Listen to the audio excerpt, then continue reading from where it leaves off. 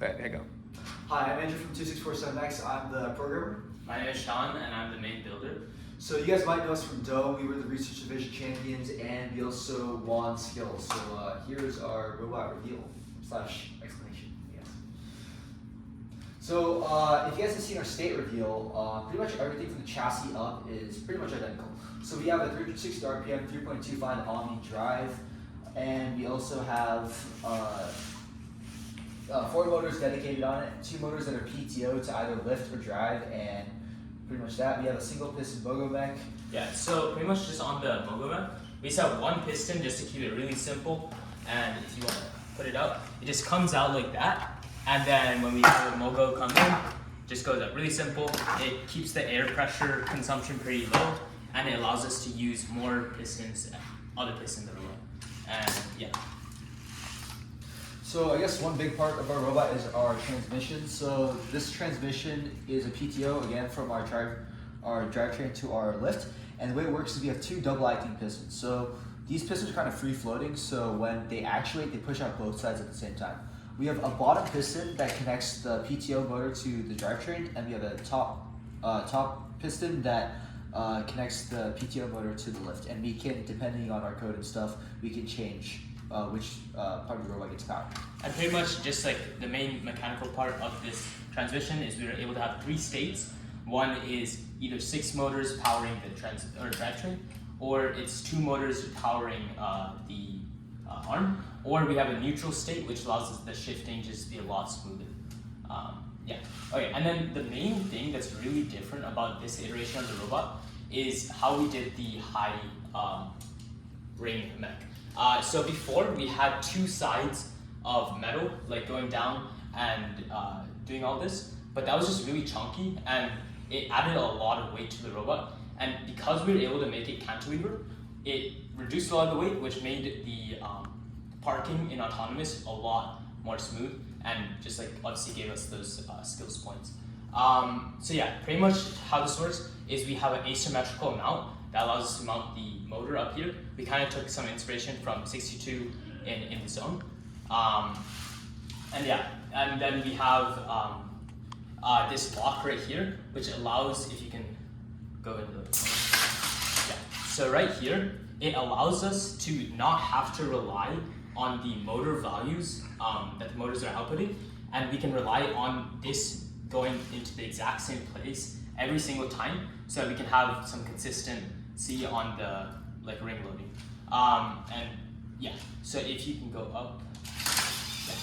The next thing that we really needed was this piston on here, which allowed us to, first of all, have this go to the right place here, and then also allowed the geometry to work out so that when it goes to the high goal, it is at a angle instead of being having to push the rings off and get onto the goal. Yeah, so problem a lot of teams have is their high tire mechanisms are really close to parallel. So basically what that means is you have to jerk your robot around a lot, or you have to use inertia, which can be kind of bad if you're already parked on the platform. So yeah. Yeah. And yeah, so the one last thing about this 7-ring high go mech is this preload holder, and we had to do a lot of iterations on this preload holder, and we were iterating it until the last 2 days before it rolls. And so pretty much all we have on it is, it's pretty simple, but we have this guides right here. You can get in a little close. This guide just allows it to follow the pole of the high goal, and then at the end, these 2 pieces right here, it allows for the rings to instead of flying off of their top, it just stays up. And we'll show a macro of it. Yeah, so I guess we can show the whole thing working together now. So first thing we do is we load some rings. We'll go to a prime state, which basically lets our driver back up into the goal. And then we intake the goal, and single button, press it.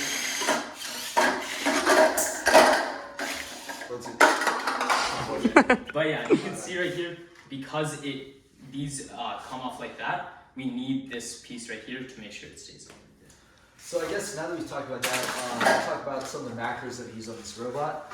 This robot's kind of complicated, so without macros, you can't really kind of impossible to control. So I guess we can talk about it. So in order to switch the drive, so all the shifting is handled completely automatically. So if the driver wants to move the lift, he just moves these two buttons.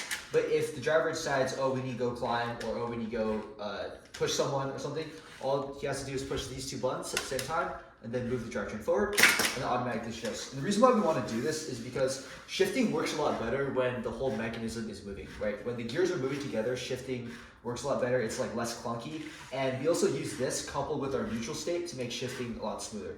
So whenever we shift, the first thing we do is we put the whole transmission into neutral state. And that basically means that this PTO motor isn't connected to anything, right? It's completely free to spin. I wait like 100 milliseconds, 200 milliseconds, and then I go shift. So basically, the way it goes is the transmission gets disengaged, we wait a little bit, and then we go engage. And that coupled with only shifting when the mechanism is moving makes this like transmission work a lot better. And one of the last things that we didn't like talk about for the transmission was that when this arm is completely like not engaged, we have to have this locking gear right here so that this isn't just free to go down. Instead, it's like on this lock and it stays up. Yeah, and also on the topic of macros, this arm is the robot. The driver doesn't actually have any manual control over this. That's completely handled by the macros. So if we want to go into a load state, all the driver has to do is press one button, loads it. If the driver wants to go into a neutral state, so now you can move the lift up and down, that works. If you want to go into a prime state, that's a single button, and again, the macro is also just a single button. So I guess we can also talk about what we use for programming. So we use a field relative odometry system for our programming, and we use a gyro on a shock mount, which is basically just 4 rubber links. And we also have a center tracking wheel with Lexan cutouts that we CNC'd, and that basically does the horizontal strafe of the robot. We would have liked to have like a full 3-wheel odometry setup, like is explained in 5225's intro to position tracking document. But like that takes up a ton of space, and there just isn't that space on this robot. So instead, we use the 2 different sides of the drivetrain as like kind of like pretend tracking wheels. Also, in our auto run, we use a lot of sensors. We have a vision sensor on the back and the front. They're especially useful because our robot just needs to get within like a foot of the goal and it'll lock onto it automatically.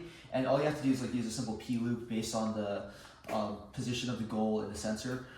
This is especially important for the back too because doing the high tower requires a lot of precision because the branches need to be lined up correctly. So that basically allows us to do that consistently in auto. We also have a line tracker right here, which lets us see the lines of the field. So basically, whenever we see a line of the field, or the robot sees a line of the field, we can use that to re-zero our odom, which kind of reduces drift. It just makes the whole program a lot more reliable. We have 2 rangefinders, one in the front right here.